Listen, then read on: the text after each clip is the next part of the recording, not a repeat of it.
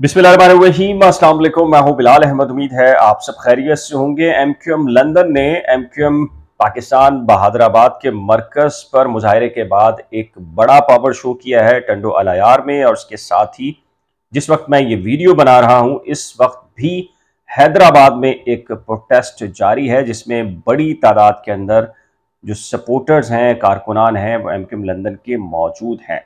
दिन में यानी कि शाम में जो टंडवालायार के अंदर जो प्रोटेस्ट हुआ है प्रेस क्लब के बाहर, उसके जो मनाजिर हैं और जो वहाँ तकारीर की गई हैं, जो नारे लगाए गए हैं, ये भी सूरत हाल आपको बताता हूँ। इसके साथ ही एक नया सिलसिला शुरू हुआ है, वो एमक्यूएम लंदन के कुछ कारकुनान को उठाने का अमल शुरू हो चुका है और कुछ को उठा लिया गया है, हिरासत में लिया गया है। मेरे पास कुछ नाम आए हैं, कुछ एप्लीकेशंस आई हैं जो मुख्तलिफ थानों के अंदर दी गई हैं। इसके साथ ही कुछ मेरे पास इस वक्त कुछ पटिशन्स हैं जो कि कल अदालत में दायर कर दी जाएंगी और ये मौक़िफ़ अख्तियार किया जाएगा कि किस किस को कहाँ कहाँ से हिरासत में लिया गया है। ये सूरत हाल मैं आपको बता देता हूँ। इसके साथ ही लगता यूँ है कि जो एमक्यूएम लंदन है वो अब खुल कर, ज़ाहिर है कि जो सूरत हाल पैदा हुई है, बरतानिया में जो फ़ैसला सुनाया गया है बरतानवी अदालत की जानिब से, बानी एमक्यूएम से जायदाद को हथियाने का पहला मरहला एमक्यूएम पाकिस्तान जीत गई है, उनका बड़ा दावा है और मोराल खासा बुलंद है इस वक्त एमक्यूएम पाकिस्तान का। क्या सूरत हाल रही है मैं आपके सामने तफसीलात बता देता हूँ। और इसके साथ ही आपको मैं तमाम तर जो मेरे पास पटिशन्स, एप्लीकेशंस, जो भी मवाद मेरे पास आया है मैं आपको बताता हूँ कि जी इससे पहले एक और मामला जिसकी जानिब हम बारहा ये कहते रहे हैं कि जो पाकिस्तान पीपल्स पार्टी है वो जो शहरी सिंध है उससे दुश्मनी निभा रही है और एमक्यूएम ज़ाहिर है कि जो कह लीजिए कि एक मफाहमती जो डायलॉग है या डील है गैर रस्मी या रस्मी तौर के ऊपर, उसमें कुछ भी ऐसा नहीं है जिसके ऊपर वो डील अब कंटिन्यू होनी चाहिए। लेकिन ज़ाहिर है कि हर पॉलिटिकल पार्टी हक बजानिब होती है अपनी पॉलिसी बनाने के। अब आप खुद एक खबर सुन लीजिए, उससे आपको अंदाज़ा हो जाएगा कि कितनी मफाहमत चल रही है एमक्यूएम में और पाकिस्तान पीपल्स पार्टी में। मुत्तहदा कौमी मूवमेंट के अरकान सिंध असम्बली ने अंदरूने सिंध से गंदम कराची दरामद को रोकने की शदीद अल्फाज में मजम्मत की है। अब ये जाहिर है कि गंदम किसने रोकी है और क्या मामला कर रहा है और जो डिपार्टमेंट है वो किसके अंडर में आता है, कि वफाकी अंडर में आता है या सूबाई हुकूमत के अंडर में आता है। और ये मजम्मत क्या एमक्यूएम पाकिस्तान बराह रास्त सिंध हुकूमत की कर रही है, जिसकी मफाहमती तौर पर वो तारीखी तौर पर कहा जाता है कि एमक्यूएम और पीपल्स पार्टी बड़े अच्छे ताल्लुकात हैं।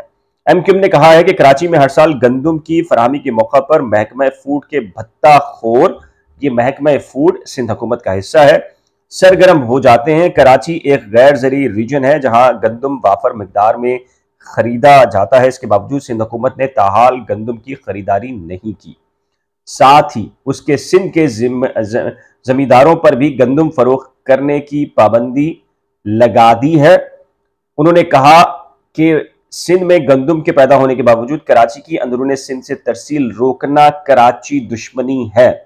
ये कराची दुश्मनी कौन कर रहा है, जाहिर है कि किसके डिपार्टमेंट्स हैं, ये एक सवालिया निशान है। अरकान सिंध असम्बली का मजीद कहना था कि हुकूमत महकमा फूड के भत्ता खोर ने, यानी कि जो सिंध है, मौजूदा इकदाम से कराची में गंदम मजीद महंगी होगी, जबकि हुकूमत के जेर साया, अब देखिए सिंध हुकूमत के जेर साया महकमा फूड के भत्ता माफिया ने रिश्वत बाजारी का कारोबार सरगर्म कर दिया है। मुल्क का कौन सा कानून या 18वीं तरमीम कराची को खुराक खरीदने पर पाबंदी लगा सकती है। अरकान सिंध असम्बली ने सूबाई हुकूमत समेत पीपल्स पार्टी की आला क़यादत से मुतालबा करते हुए कहा है कि सिंध हुकूमत के महकमा फूड अथॉरिटी कराची दुश्मनी से बाज रखें और फ्लोर मिल मालकान के ट्रक सरकारी हिरासत से फिलफौर रवाना किए जाएं ताकि कराची को गंदम की तरसील हो सके। अब आइडियल जो ताल्लुकात हैं उससे आप इस खबर से अंदाजा लगा सकते हैं। चले जी, मैं आपको बताता हूं कि टंडवालायार में आज सपहर एक प्रोटेस्ट हुआ है, जिसमें जो मेरे पास इस वक्त वीडियोस हैं, तस्वीर हैं और कुछ नारे लगाए गए हैं। मैं उसकी तफसीलात अगर आपको यूं बताऊं कि एक बड़ी तादाद के अंदर मर्द और खवातीन वहां मौजूद थे। जो मेन स्ट्रीम मीडिया भी वहां था, जियो भी था, ARY भी था। इसके अलावा जो सोशल मीडिया एक्टिविस्ट हैं खासी बड़ी तादाद के अंदर वहां मौजूद थे और उन्होंने जो बानी एमक्यूएम के हक में शदीद नारेबाजी की है, पार्टी को वापस बानी एमक्यूएम के सपोर्ट करने का मुतालबा किया है और ये कहा है कि पार्टी तो एक ही शख्स की थी, है और रहेगी। दिन दिहाड़े ये प्रोटेस्ट हुआ है प्रेस क्लब टंडोवाला यार के बाहर। जो फुटेजेस, तस्वीर, जो वीडियोस आई हैं वो मैं आपको सारी सूरत बता रहा हूं। और इस वक्त भी एक प्रोटेस्ट हैदराबाद जोन में चल रहा है और उसकी एक प्रेस रिलीज भी आई है और मैं अगर आपके सामने उसकी तफसीलात पढ़ूं तो उनका ये कहना है कि जी जो आरजी मरकज बहादुराबाद एमक्यूएम पाकिस्तान का बनाया गया है, वहां पर जो महाजिर, शोहदा, असीर, लापता कारकुनान के अहले खाना जो एहतजाज करने गए थे कि उनके जो प्यारे हैं उनको बाजियाब कराया जाए, वहां पर जो उनके साथ सलूक किया गया है वो उसकी मजम्मत की गई है। और इसके साथ ही उन्होंने ये कहा है कि हैदराबाद के कहने पर या इमा पर उनके कई कारकुनान को अगवा कर लिया है और या फिर उनको गिरफ्तार करके हिरासत में गैर कानूनी तौर पर रखा गया है। इस मौका पर उन्होंने अहलियान हैदराबाद की तरफ से उन्होंने ये कहा है कि जी we stand with Altaf Hussain और साथ में ये कहा है कि उनको रिहा किया जाए। अब ये कौन कौन से कारकुनान हैं और ये कहाँ कहाँ से उठाए गए हैं, मैं आपको इनकी तफसीलात आपको बता देता हूँ जी। इनके नाम क्या हैं? पहली एक पिटीशन तैयार हुई है और ये कल मेरा ख्याल है कि सिंध हाई कोर्ट में दायर होगी। आसमा साहिबा हैं और औसाफ अली हैं जिनको लापता किया गया है और ये कुरंगी 2.5 नंबर है, सेक्टर 48B कराची। जी हाँ, ये इसके रिहायशी हैं। जो रेंजर्स डीजी हैं इनको फरीक बनाया इन्होंने, इंस्पेक्टर जनरल को बनाया है, एसएसपी को बनाया है ईस्ट और एसएचओ न्यू टाउन को बनाया है।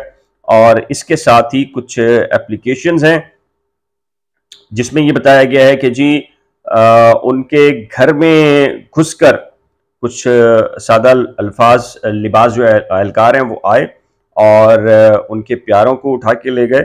इसके साथ ही कुछ और नाम है, मैं आपको बता देता हूँ जी।